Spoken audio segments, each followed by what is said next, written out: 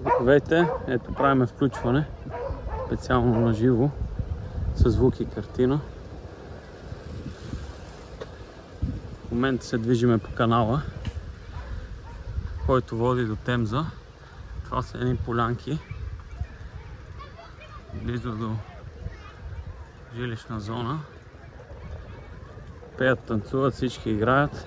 Правим специално видео с звук и с картина за нашата добра приятелка Веси Дро. Няма да казваме цялата фамилия, защото са много Весита. Може па някой друг да си помисли и да се препознае, че става въпрос за него. Пък и все пак да има. Всеки си знае, де.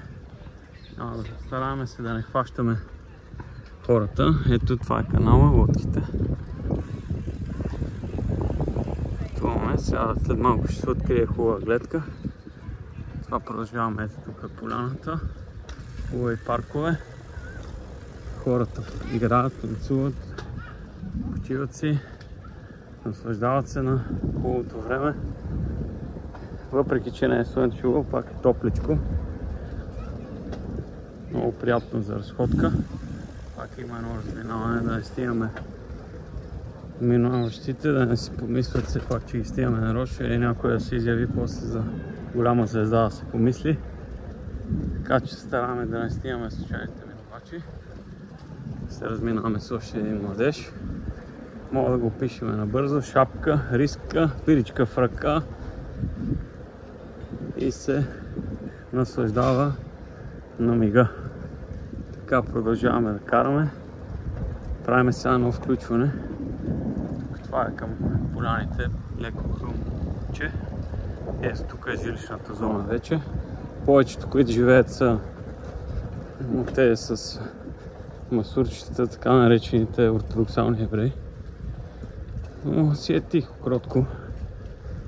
Доста приятна зона. Така, нека сега да видим канала. Тук почва леко да се открива. Лодки. Повечето лодки се използват за хората и за да си почиват, като е хубаво времето. И се наслаждават на хубавото време, като е хубаво. То затова и повечето са занемарени, защото не е доста. Повече от дните доста често не е много приятно. Тук сега ще минем през едно заведение, така наречения Public House. Пълно е с хора, ще се постараем да не ги снимаме, някой да не се засегне нещо. Все пак са пили по 1, 2, 3, 5 бири. Имат сила. Кораж, може някой да не му хареса да влиза в кадър. И така почваме да снимаме. Някои лодки се помещават и целогодишно от техните собственици. Ето какво представляват. Ето тук отгоре е влаковата линия, тя води към Стратфорд. Това е бившия олимпийски град. В момента е стадион на футболния отбор на Тотнъм. Тук минаваме един тунел, долу под влаковата линия. Ето тук е обозначено за пешеходци, за колоездачи. Ето това отсреща е Стратфорд, ако се вижда. Доста е далечко, спрямо камерите. Тя е една камера, не? Някой път се получават лапси в бързината. Да караш и да снимаш и да говориш е доста наполеонска работа, не че е нещо, ама стараем се да се справяме и ние. Да така продължаваме напред, продължаваме малко ще избързаме тук, защото не се открива много хубава гледка и това е трасето. Доста е приятно за каране. И за разходка пеша е доста добре. Ето тук пак се откриват лодчици. Правим видеото със звук, за да ни чуят гласа, да не си помислят, че сме анонимни и така нататък. Да няма конспиративни теории или да се говори за изкуствен интелект. Естествен интелект, затова се получават ето патици. Това са местните гларуси или лондонска канална патица. Ето тук ви показваме жилищна зона. Приятна работа. Скъпо е, деца казва, не си заслужава парите, ама има пък други си живеят на гърба на държавата и не купуват, така че не ги притесняват цените. Там виждам един бивак, може би е място за барбекю. Тук сега ще минем едно мостче, много добро. Потръчкват хората, спортуват. Дето се казва, който има време за губене, си го ползотворява пълноценно според него, както прецени. Така, тук минаваме, пак показваме маршрута, по който се движиме. Ето тук много приятно блокче също има. Преди години го построиха. Точно до канала. Направи малко конкуренция на лодките. Доста хора от лодките се изместиха да стъпат на твърдо. И така. Ето тук лодчите могат да се видят по вече грамотно. Чисто. Е това тук също е повече, което е близо до канала, много приятно. Може би има доста комари, но който живее там да пише в коментарите, да каже дали има комари. Е това съм тук. Има дивата градина от капини. Доста хубави капини. Оп, тук е една корона на земята. Сега се разминаваме тук. Малко е тясно. Бибиткат, свиркат. Усмихват се. Ето една канална лодка за продаване дори. Цените върват от добро състояние, къси 50-60 хиляди паунда. Стигат някой до 150. Тази голямата може би е 400 и доста. Тази сивата отзад, ако се вижда. Продава се телефона за връзка.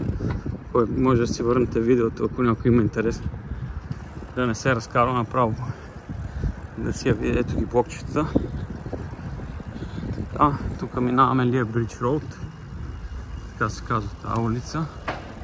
Има два тунела, един е за поездач, другия е за автомобили. Ето минаваме под моста. Так се разминаваме. Тук има един пъблик хаус, така наречения паб. Или ние му казваме кое значи спирка за побира, за зареждане. Ето тук е една доста добра лодчица. Така, ето една малко прилича на воден затвор тази. Тук е някаква помпена станция, пречиствателна ли. Който се интересува, може да си проучи, ама едва ли някой. Ето как лодките изчистват. Това е един рибар тук има, виждаме. Може би и той изчиства ръката, не се знае. От водорасли. Предполагам, че тук едва ли ще има риба. Той си знае. Така снимаме надолу, че се разминаваме с доста хора. Да ги притесняваме. Така, ето тук другия мост. Сега ще го качим и ще продължим да снимаме. Ето тук е доста развито. Музики, работилнички, кой каквото прецени прави. Тази тук доста е занемарена. Може би е подготвена за подводница, не знам. Ето тук е една дълга канална лодка, типична. Пък това вече е някакви бивши спасителни бяха тия оранжевите. Ето тази е някаква странна. Има доста неща. Ето тук е тази интересна. Ето там това представлява канала. Там има бивак. Хората си живеят най-спокойно. Карат си колелата. Дали работят от вкъщи, едва ли.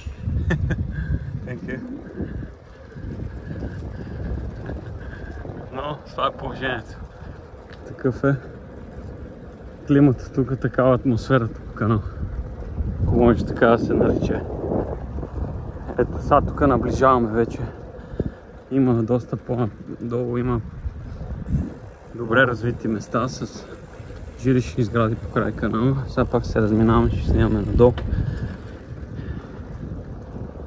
Така. Ето още една лодчица. Най-леда се казва. това са тук малко такива сгради, канцелски ги наричат.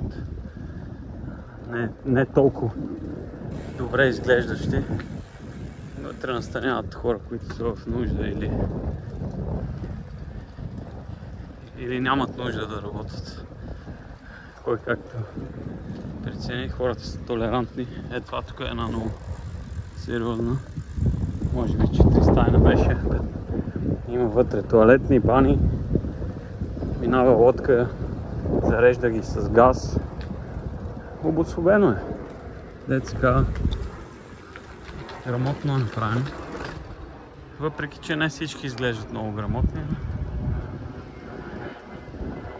Който иска си поддържа, както навсякъде. Ето тук е една вела алея, доста добре направена. Те скоро направиха преди 2 години. Това колко след скоро. Пак е сравнително много. Защото иначе тук е доста тясно и като има пешеходци и колоездачи, за да се избегнат происшествия.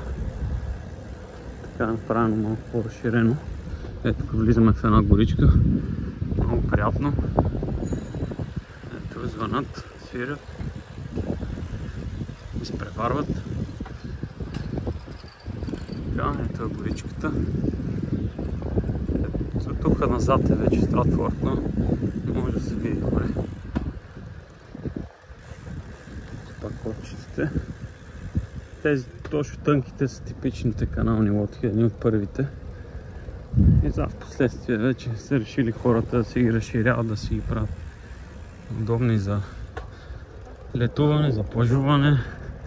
Вече кой за каквото прецени. Тая 8500. Това е доста лошо състояние. Но дето се казва, това си ти, ако живее сам човек, 8500 си ти кажи речиш за една година квартирата за сам човек. Може и малко по-малко дори. И някои хора, които са сами предпочитат този начин на живот. Защото поне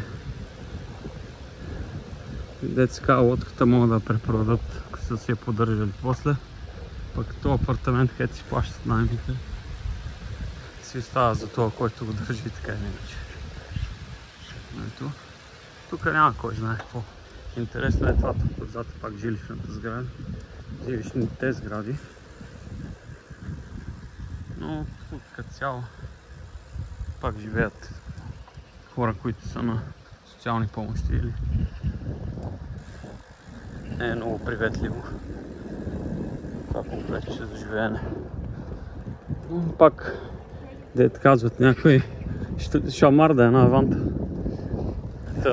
Тук обикновено казват квартира ли да е една аванта. Каже където ще да е.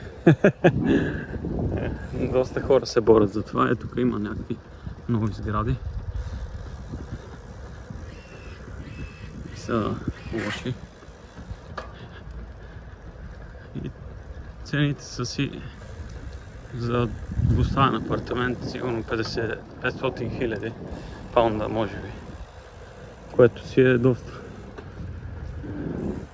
Но за който има пари, скъпо няма. Който няма, всичко му е скъпо. И 10 000 като ги нямаш. Ето тук е една любителска лодка. Ето минава един тук с електрическо, да.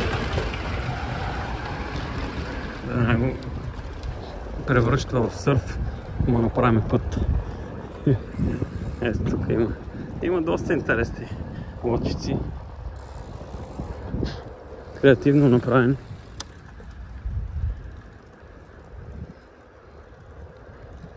Ето ги другите обитатели, дивите обитатели на канала.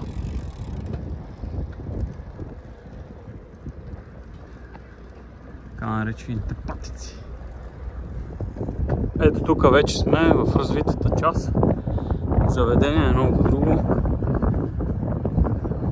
След обеда се пълни. Още хората са на работа. Пускарски сезон. Може би за това не са пълни, но като цяло събота и неделя и по тревата има хора. Толкова много.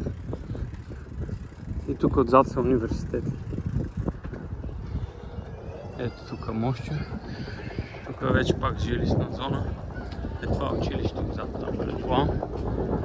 Ето тук е една интересна лодка с витла. Ето тук. Това са пак жилищни. Това е детска градина. Първото. Тук вече малко по-цивилизовано, почват заведения, ресторанти. Така, наближаваме така нареченото Hackney Wick Beach. Тук за децата е направено да си играят на спокойствие. Виждате тук доста по-стегнати лодчици. Това е детската градина. Заградено. Няма допир децата до външните хора. Вътре уреди за игра, всичко има. Така, ето тук вече идваме в интересната част. Тук вече след час-два, дето се казва, става мазал. Ето сами виждате, още от сега вече почва да се пълни. Тук има една лодчица направена на бар, първи и на втори етаж. Може да се седне, капвате, да си пивате, което иска. Ето тук има парти. Африканско парти ли е? Нещо такова. Пушат скарите, музики. Ето тук е това отвънка, жълтото е във водата, там събота неделя има банда и свират музика. Много приятно място. Също е това тук е, казват се White Building, бялата сграда. Това е много хубаво място, виждате, с домашна бира. Ето това е. Там вътре, отгоре, на втория етаж, е така наречен ресторант Сило. Това е първия Zero Waste ресторант или така наречения без отпадъци ресторант, който не произвеждат никакъв боклук. Всичко, което се готви, използва се, оползотворява. Така, ето тук. Това са едно от първите заведения. Bar Cheese, така. Уникално. Направено е с доста усилия и труд. Ето тук насреща се вижда, там в далечината е Виктория парк. А това е самата лодка, вижте, уникално място. Много приятно. Може да седнете тук в каютата, долу можете. Кухня има долу. Втори етаж има, много приятно. Това е също към него. Уникално място. Който има възможност да го посети, силно се препоръчва. И от TripAdvisor, може би от едно от топ местата за посетители, които препоръчват фонда. Ето това отсреща е Стратфорд Ситито. Ето там отсреща е на Уест Хем стадиона. Така, виждате тук капини, тикви, всичко е наседено, направено е много добре. Тук се разминаваме, да стигнем хората. Ето тук някакви промоции пускат. Много добро място, който има възможност да го посети. Ето Стратфорд, Куин Елизабет, Олимпик парк. Виждате табелата там. Така, ние продължаваме към пивоварната. Ето го Сило ресторантът. Първият, не знам дали е в света, но може би в Англия, който използват така наречените коджи методи. Който се интересува, може да си проучи. Доста интересна работа. Така, сега тук се спускаме вече, защото хора от другата страна. Ето тук виждате, това всичко отзад са заведения.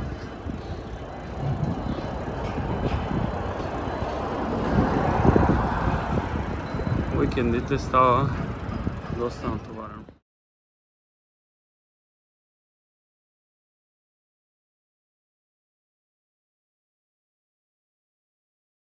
Това е едната пивоварна, те също са две. Много е добра тази. Ето тук виждате какво става, строежи, развиват го мястото много. Това тук отзад някаква го ползвате като дискотека, тук е също Howling Hops. Тук е това дискотеката, това е Крейт, където е пивоварна с пицария, уникална хрупкава пица, супер мезе за бира. Ето сега навлизаме тук, ще пиеме по една бира, след малко ще снимаме и бирата. Дойдохме на бирарията, това е мястото, на здраве, хубава английска бира и препоръчвам на всеки, който може да дойде да заповяда.